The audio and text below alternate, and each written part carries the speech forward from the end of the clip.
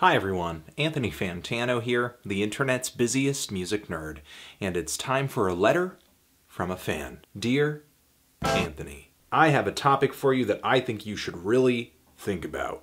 In hip-hop, some of the guys I am the biggest fan of are extreme lyricists, guys including Eminem, Kendrick Lamar, and Nas. And in this genre, what I only really think is important are the lyrics. Now don't get me wrong, if songs have dope beats, I think that's really cool too. And that's why I think Good Kid, Mad City is so successful. But guys like 2 Chainz, Juicy J, Waka Flocka, and Chief Keef, who only really have the beats, are adding to the stereotype that rap is garbage. What do you think? Let me know. Thanks. Yours truly, Nick Columbia.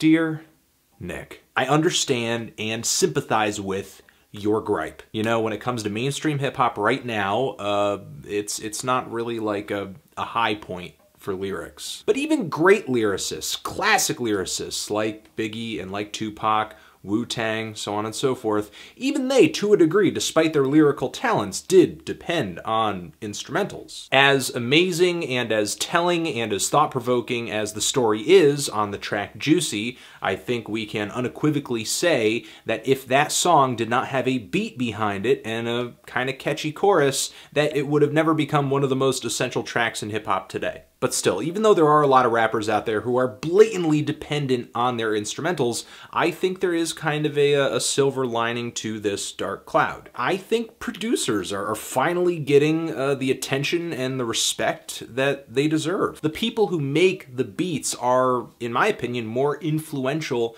than they've ever been. People will go out of their way to listen to a track that has Young Chop producing, or Clams Casino, or The Alchemist, or Dilla, or Madlib. And this is a trend that's been growing since the 2000s, when you saw a lot of producers stepping out of the background and into the spotlight, guys like Kanye, who obviously made that transition from producing really great tracks for Jay-Z to doing his own solo stuff. And we also have Timbaland and Pharrell and Lil Jon too, and Swizz Beatz. Not only did these guys bring new and cutting-edge sounds in the 2000s and help to craft some of the most essential singles during this time period, but they also became icons that we either respect or remember pretty well today. And now that we've kind of left the 80s and the 90s in the dust, which is, you know, an era in hip-hop where the MC truly reigned supreme, real hip-hop fans are going back and starting to, in retrospect, truly appreciate the foundation of what guys like the RZA and DJ Premier, Rick Rubin, Bomb Squad, Dr. Dre, and the Dust Brothers laid down, as well as other producers too. And even if we're not really thinking about it in the forefront of our minds, beats have had major impact on who's popular, who's not, whose album is successful, whose album isn't. I mean, Snoop Dogg transitioning from Doggy Style to The Dogfather, losing Dr. Dre thanks to a lot of this turbulence over at Death Row, led to that record just not being as well received long-term as his debut. And also, Jay-Z, Hard Knock Life, that instrumental was instrumental to his career. The whole idea of a rapper spitting over this cutesy musical number and turning it into something kind of gritty in the process was something that excited the mainstream and really rocketed Jay-Z's career. Now, for me personally, a great hip-hop song just comes down to balance. Balance between the lyrics and the beats, you know? There's nothing more disappointing to me than a hip-hop song that has a fantastic instrumental, but really weak bars or just a boring MC, and vice versa. Now, what makes a good beat and what makes a good MC or a good verse, of course, is all subjective. Even a guy like Chief Keef closes some kind of emotional gap on a song that wouldn't necessarily be connecting with people if they were listening to just the instrumental of a song like I Don't Like, for example, where, I mean, it's a good beat, it's a great beat, but, you know, people wouldn't know what not to like if they just listened to it with no lyrics.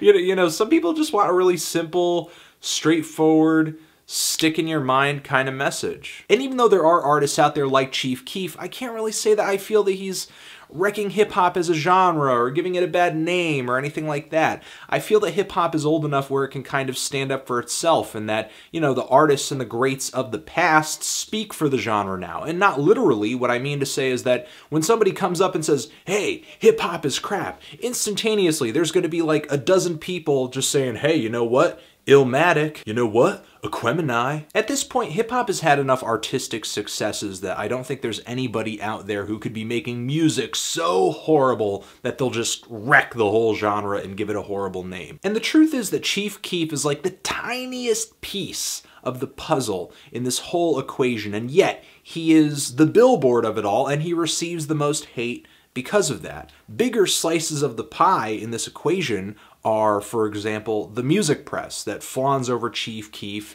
and continues to cover guys like him, not because of the quality of his music, but because his appearance and stories about him drive traffic. And musical audience is a bigger factor than Chief Keef as well. They watch his stuff, they talk about it, they spend money on it, and labels play a pretty big factor as well, because the labels support these artists because they know that you're gonna buy it. So are lyrics important? Of course. Like you said, Good Kid, Mad City, fantastic record. I wholeheartedly agree. But you know, across hip-hop's history, there's been artists who are way lyrical, and there's been artists who are super simple and ridiculous and playful. Fucking 2 Live Crew. Even back then, there's a clear difference in quality and depth between tracks like Me So Horny and Slick Rick's Children's Story. So this dichotomy's been running a while and it hasn't destroyed hip-hop yet.